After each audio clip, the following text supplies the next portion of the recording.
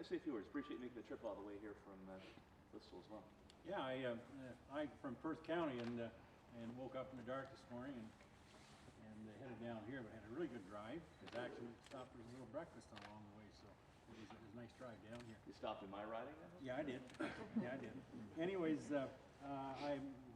thank you very much for giving me the horse racing file. It's I used to show horses when I was a young fella, and so I've always liked horses. And actually, I used to help a guy train standardbreds near Guelph. But anyways, I don't know. It's beyond my I don't know, level of intelligence, I guess, is why a Liberal government would do this to the horse racing people. Why they just didn't come to you and say, look, we got to make some changes here and tweak the system a little bit.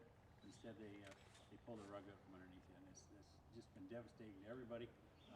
Wellington County, where I have part of Wellington County, has, of course, many of you know that is very heavily involved in the horse racing business, so it did affect people all over in my riding, plus a lot of people in Ontario. So we're going to work for this. Tim has a plan that we believe is going to work, and it's going to be my goal to implement that when we form the next government. So I met a few of you here today, and I hope to meet more of you and certainly work with you, and that we can certainly get Fort Erie going the way it should be going. And you know, people celebrate. If a person lived to be 116 years old, they'd be celebrating that, wouldn't they? Yeah. Liberals, they decide to get rid of it. So we need to change this government. That's the short and long of it. And we're going to work with you to make sure that Fort Erie keeps going. Well said. Anybody has any questions? Why has this taken so long? Like, why did they even let them put the slots on the machines and pull them out of there? Never should have. They did it like in the dark of night too, right? It was announced one day, and then I think a few weeks later it was within gone. days they had them off the ground. Yeah. You know why? Because I think they're covering this up. I bet you if they actually had a business that could run the slots, they would have made money on it. And they've never released the information, right, about how the books actually look there. I think it was a strictly political decision to give Fort Erie a slap. And then they knew that if you took the slots out, then the racetrack would have trouble surviving without those slots. So Woodbine has a lot of influence. That's what the money is. How come they can still have them and nobody budged theirs? Yeah, you know, look, you can point fingers at Woodbine if you want to, but Woodbine doesn't run the slots. The Liberal government does. No, but they have the money to support the parties that are in power. Yeah, fair enough.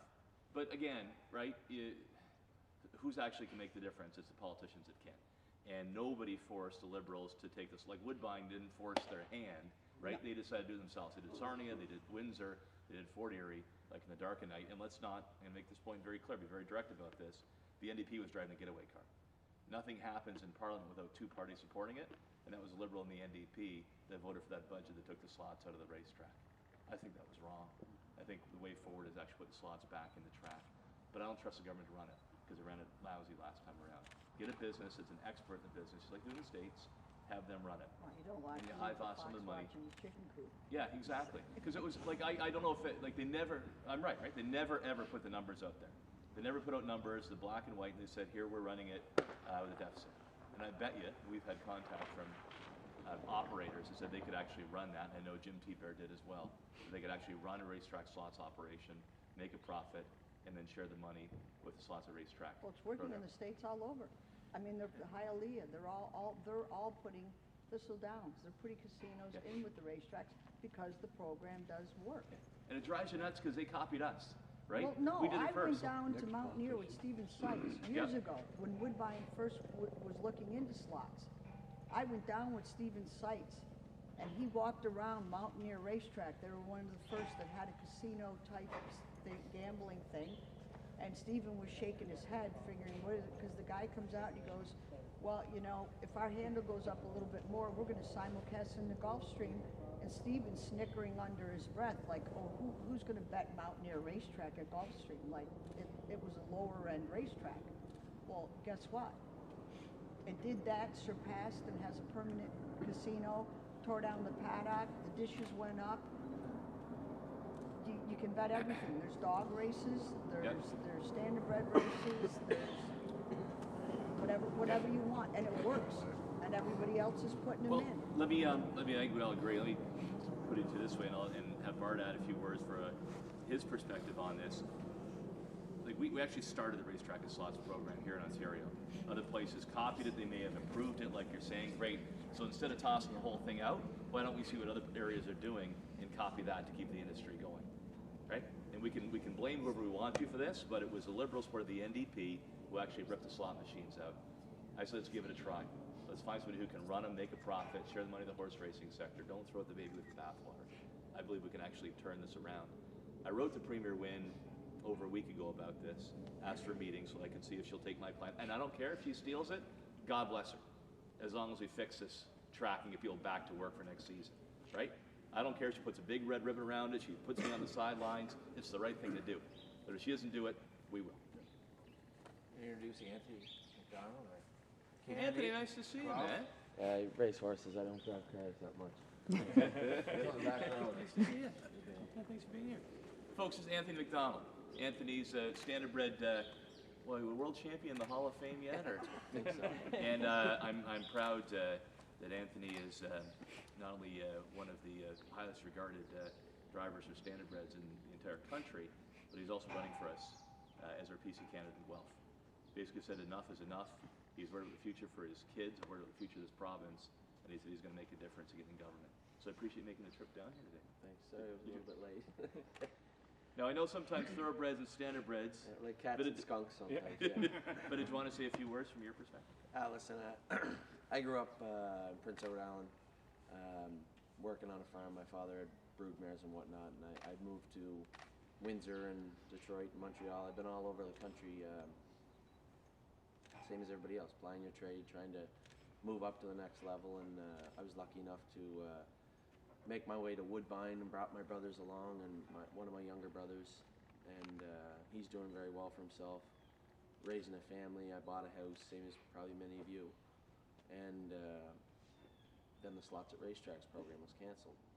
And first I wrote letters and I wrote emails and I knocked on doors and I went to supermarkets and talked to people and did everything I could.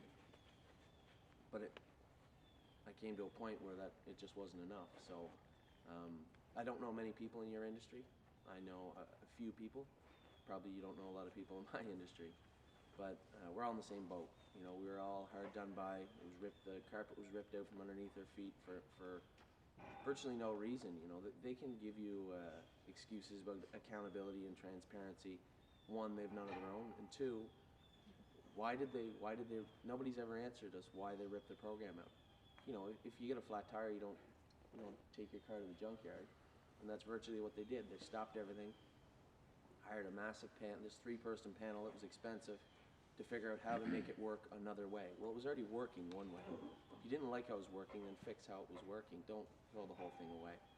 So here I am, in a position where I might end up speaking up for my industry and not being able to do what I love anymore, to do something better to make sure that the people of my industry and obviously your industry are taken care of. And I think I made the right choice by joining this party. I didn't join the Conservatives because my father bled blue, or I voted Conservative all my life and I just had enough. I looked at what was in front of me and the choices I had, and I decided that this was the right party. You know, the NDP, exactly what Tim has been saying. The NDP stood beside the Liberals and said, "Yeah, sure, no problem. Go ahead and rip it out, and we'll work on it later on." And they did that not once, but twice. Twice they did that. Yep. And at what point do you say?